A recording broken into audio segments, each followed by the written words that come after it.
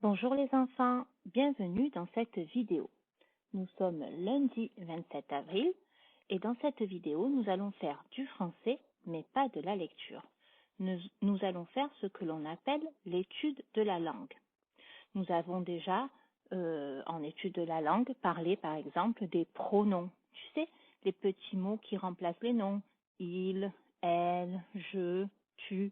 Nous avons parlé aussi justement de ce que peut être un mot, un nom, un déterminant, un verbe. Aujourd'hui, nous allons parler du passé, du présent et du futur. C'est-à-dire qu'on va expliquer la notion de temps. Alors, on représente souvent la notion de temps par une flèche. Tu vois, elle part de la gauche et elle va vers la droite. La flèche montre le côté droit. C'est ce qu'on appelle aussi un axe du temps. Quand on range les nombres, par exemple, du plus petit au plus grand, on commence de la gauche et on va vers la droite. Lorsqu'on range, par exemple, aussi les images, les illustrations d'une histoire, lorsqu'on les remet dans l'ordre, eh bien, on commence par la gauche et on va vers la droite. À l'écran, tu vois le mot présent s'afficher. Il est au centre de la flèche.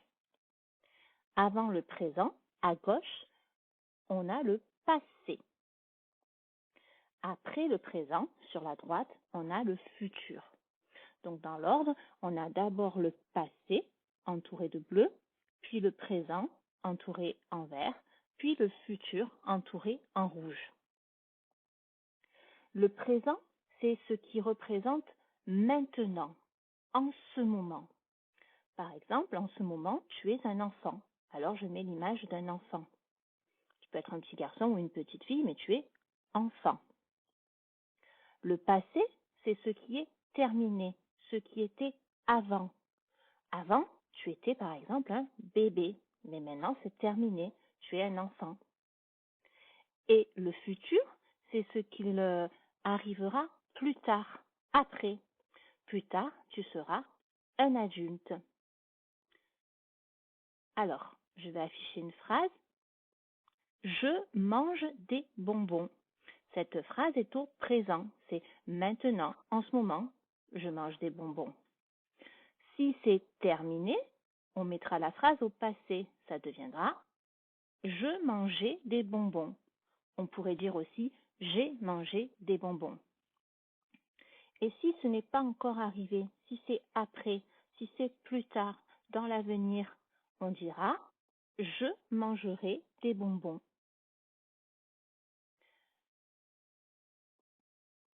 Tu vois à l'écran, j'entoure la terminaison du verbe au futur, la fin du verbe manger. Je mangeais, la terminaison c'est E-A-I-S. Au présent c'est E, je mange. Au futur c'est E-R-A-I. Alors tout ça, bien sûr, tu as le temps de l'apprendre, tu l'apprendras au CE1. Mais toi, en CP, ce qu'il faut que tu comprennes, c'est qu'un même verbe, le verbe manger, il va avoir la terminaison, la fin, qui va changer en fonction du temps, en fonction du moment où se passe l'action. Ici, le verbe manger change de terminaison selon le temps. Ça devient je mangeais au passé, je mange au présent, je mangerai au futur. C'est ce qu'on appelle la conjugaison. Ça veut dire qu'on fait changer le verbe. On a déjà vu que la terminaison du verbe changeait. Tu te souviens? Par exemple, quand je dis le petit garçon mange, et que donc c'est au présent, eh bien, il y a un E. Par contre, si je dis les petits garçons mangent, on a vu que la terminaison c'est ENT.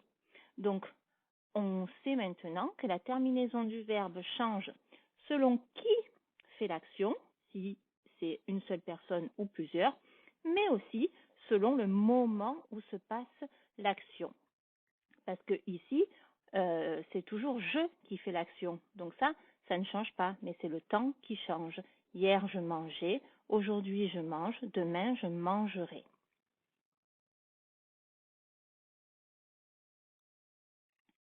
Il y a aussi des mots, des expressions pour t'aider, pour comprendre Quand on écoute quelqu'un ou une histoire, à quel moment se passe l'action? Alors, au présent, on a des mots comme aujourd'hui, maintenant, en ce moment. Au passé, on aura des mots comme hier, l'année dernière, autrefois, il y a longtemps. Au futur, on a des mots comme demain, l'année prochaine, plus tard, dans une semaine. Tous ces mots, toutes ces expressions, c'est ce qu'on appelle les indicateurs de temps. Alors, maintenant, on va s'entraîner. Tu as compris qu'il y avait 3 temps, 3 moments. Le passé, quand c'est terminé, le présent, quand c'est en train de se dérouler, le futur, quand ce n'est pas encore arrivé, quand ça arrivera plus tard, dans l'avenir. Alors, regarde. Je mets un tableau. La première colonne, c'est le passé. La deuxième colonne, présent. La troisième colonne, futur. On va lire à chaque fois une phrase et tu vas essayer de savoir si l'action se passe au passé, au présent ou au futur. Phrase 1. Les enfants ont fait du ski la semaine dernière. À ton avis, est-ce que c'est terminé? Est-ce que c'est maintenant? Ou est-ce que ça va arriver quand je dis les enfants ont fait du ski la semaine dernière? Eh bien, c'est terminé parce qu'on dit on fait, donc c'est fini. Puis aussi, il y a les mots la semaine dernière, donc c'est fini. Donc, si c'est terminé, cette phrase, c'est du passé. J'écris donc 1 dans la colonne passé. Tu as compris? On continue? Phrase 2.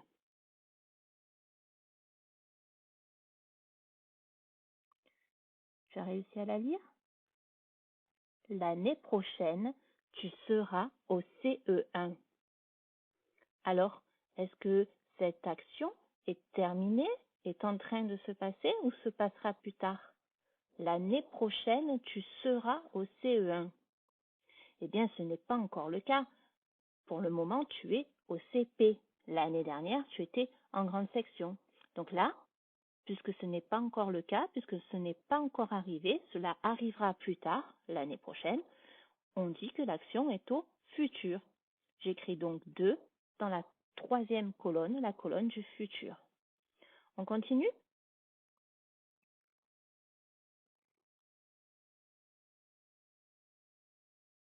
Demain, tu iras faire les courses. Alors, est-ce que tu sais le temps de cette phrase? Est-ce que c'est déjà arrivé? Est-ce que c'est en train d'arriver ou est-ce que ça arrivera plus tard? Demain, tu iras faire les courses. Et oui, grâce au mot demain, tu sais que c'est le futur. Ce n'est pas encore arrivé, ça arrivera demain. Donc j'écris 3 dans la colonne futur. On continue.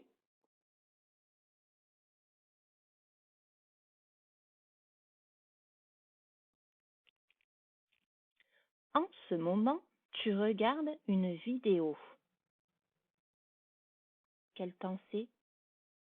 En ce moment, c'est maintenant. Là, en même temps que je parle, tu regardes l'écran, tu m'écoutes. C'est donc le présent. J'écris donc 4 dans la colonne présent. On fait une dernière phrase?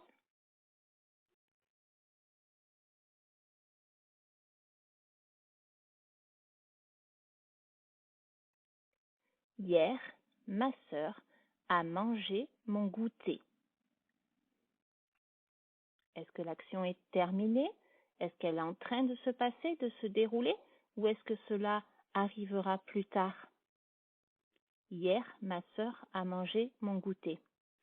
C'est terminé, c'était hier. Ma sœur a mangé, c'est fini. Donc, c'est quel temps quand c'est fini, quand c'est terminé? C'est le passé. Très bien. Si tu as réussi à ranger toutes ces phrases dans les bonnes colonnes, c'est que tu as bien compris la leçon. Si tu as fait des erreurs, ce n'est pas grave parce que c'est nouveau et c'est quand même compliqué. Ne t'inquiète pas, tu peux regarder à nouveau cette vidéo et puis je vais t'envoyer un lien vers une application pour ranger les phrases dans les bons temps, hein, passé, présent ou futur. Ça t'aidera à comprendre. D'accord? Alors je te dis au revoir et à bientôt.